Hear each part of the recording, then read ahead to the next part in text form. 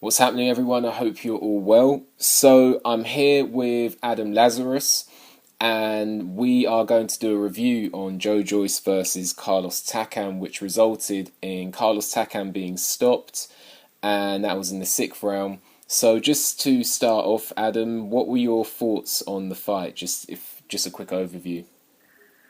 I'll start by saying that I think, first of all, it was a really, really good fight. It was an engaging fight. As a fan of boxing to watch, I really enjoyed it. I'm kind of a bit upset with how it ended and thought it could have ended differently, but I'll probably get into that a bit later. But overall, it was a really enjoyable fight, and I think it could have continued a little bit longer, just to give a brief overview there. I hear what you're saying, and I think that the stoppage was premature, I would say. I think that Carlos Takam, if you look at the fact that the fight was competitive up until that point. Yeah. So it wasn't like he was being battered around the ring. It wasn't like he was being beaten up the whole fight. It was really just that one moment. So yeah. I think that the ref could have given it a bit of time. But then also, what I will say is that Carlos Takam didn't really do himself any favours by either not throwing anything, not really trying to clinch. So I think to stand there taking punches as the away fighter, he didn't do himself any favours. Now, with regards to the fight, what did you think about Joyce's approach to the fight before the knockdown, before the stoppage? What was your thoughts on Joyce's performance? I wasn't too impressed with him, to be honest with you. I don't know whether he was being quite tactical and maybe trying to save his energy for the later rounds. But I didn't think he was that offensive. I think he could have used his jab a bit more, controlled the fight a bit more using his jab, and just maintaining a better distance away from Takam, who kept throwing overhand rights that were quite powerful and catching him quite a lot. I think Joyce could have maybe bossed the first 5 or 6 rounds a little bit better, potentially used a little bit more energy, but to be honest with you, I thought that Takam looked like the stronger fighter on the day. That's fair enough. And, I definitely agree with you with regards to Joyce using the jab to control Carlos Takam a bit better and using his feet and distance. So, yeah. I think that Carlos Takam, as a shorter guy, was fighting on the back foot. And a shorter guy fighting on the back foot shouldn't be able to launch overhand rights from a distance and land with regularity like Carlos Takam was able to do. He was almost standing at range from the taller fighter and landing overhand rights at will. And I think that's a concern. So I think that Joyce, I think that his range control wasn't great. I think that he was throwing the jab, but I don't think his jab had the authority, and I don't think he was using the range properly to prevent Carlos Takam from landing the overhand rights, because Joyce seems quite open defensively, and I think that if he's not going to be able to get his guard up, he needs to be able to take a step back and get back into range with the lead hand. So I think I was disappointed in Joyce's lead hand control. I was disappointed with the lack of authority of the jab, but at the same time, you've got to give Carlos Takam credit, because Carlos Takam had the head movement to make himself a difficult target for Joyce's jab, and Joyce isn't going to have those issues against other fighters like maybe Deontay Wilder or Anthony Joshua. They don't exactly bob and weave like Carlos Takam was. So I think that, there's a thing with style as well. Carlos Takam's style was giving him issues. And I definitely agree with you. Carlos Takam started to tire out in the fight. And I think Carlos Takam, he came out with a lot of movement.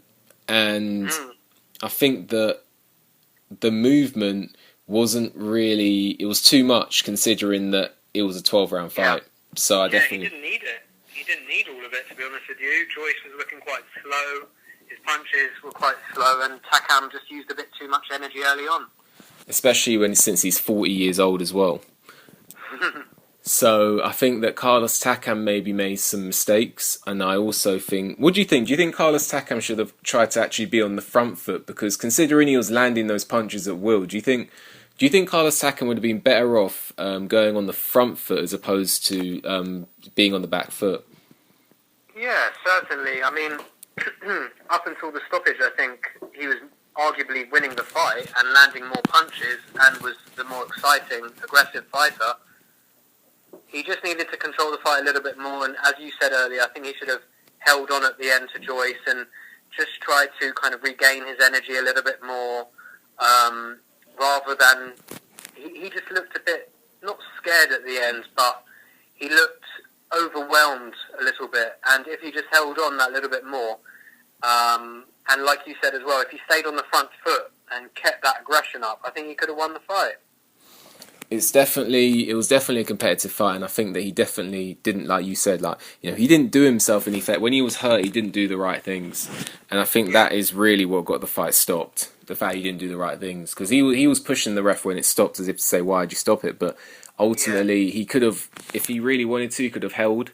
He could have, he could have held on. He could have gone on the back foot, gone on the back foot and really kept his distance. So there was things he could have done that he didn't do.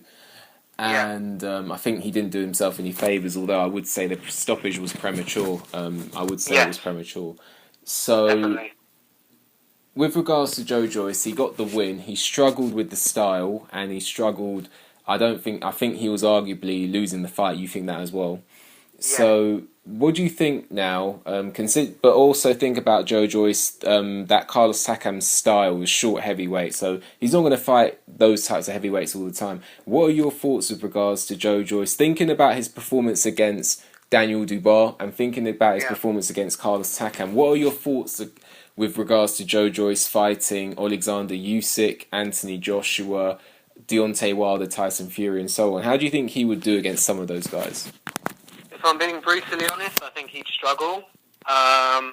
Obviously, he's a big guy. He's quite a powerful guy. But technically, I'm not really sold. I don't know whether he'd have the power to defeat someone like Joshua or Wilder.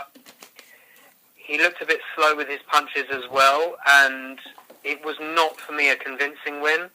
So to go on to fight someone who's younger, potentially, and more energetic and potentially even stronger than Takam, I don't look favourably for that in regards to Joyce. I think he'll struggle against opponents like Wilder, against Joshua, even Usyk. I hear that, and I think that I think Joe Joyce will have more success than people realise, because I think that with Anthony Joshua is quite a stationary target. Anthony Joshua hasn't got the best chin, so I think that Joe Joyce might actually do quite well against Anthony Joshua. I think that Joe Joyce will struggle against Deontay Wilder, because Deontay Wilder has a straight right hand, and if he was getting caught by Takam, I think that Deontay Wilder, if he catches Joe Joyce, he's going to hurt him. And I think with Tyson Fury, well, that's an interesting fight. That's an interesting fight, because Tyson Fury, again, listen, Joe Joyce was struggling to land on Takam because I think a lot of it was the height. Takam using the head movement, being the shorter man. But when you've got a bigger guy in front of you and you've got a bigger target, it can be easier sometimes. So I think it's interesting. I wouldn't just say, "Oh, nah, he can't fight with those. He can't hang with those guys." I think that because he's now mandatory for Anthony Joshua, the Anthony Joshua Usyk winner, so potentially he may actually fight the winner of Joshua Usyk. So I'm interested. I think I wouldn't say he can't win those fights. I would definitely say that I wouldn't favour him against Deontay Wilder. Alexander Usyk, I think Usyk could struggle against Usyk. I don't know. I think he can hang with them, but I wouldn't say he could dominate in the heavyweight division as it stands right now. No. So, but it's interesting, and so that's. Have you got any final thoughts on the fight, or Joe Joyce as a heavyweight? Just to repeat what I said earlier, I don't really see Joyce beating Wilder or even Joshua. I think I wasn't that impressed with his fight yesterday. He didn't look too powerful. He didn't dominate Takam, who was the shorter fighter. It's most likely that Joshua and Wilder will be taller than Takam as well. And I'm not looking too favourably upon how dominating he can be as a fighter, especially against potentially stronger, more experienced well, maybe not more experienced, but tougher guys in the ring. So yeah, I think he will struggle in the future, Joyce, if he has that kind of level of opponent. That's fair enough. You know, I hear what you're saying. I'm not picking him with confidence to beat, you know, like Deontay Wilder, Tyson Fury. I think he has a chance, but I think Joshua is the one he has the best chance with, because Joshua, not the best punch resistance, and you know he's not. I don't have as much confidence with. I have more confidence in Joyce beating Anthony Joshua than Deontay Wilder and Tyson Fury. And Alexander Usyk's an interesting fight, because I think Joyce lost to Usyk in the amateurs. So I don't know. Okay. I think that it's interesting, but either way, thanks for your thoughts, and it'll be interesting to see how Joe Joyce gets on. So 100%. That's all I got for this video. Like the video, subscribe to the channel, leave a comment, and thanks to Adam Lazarus for being on this video. And I shall see you on the next video.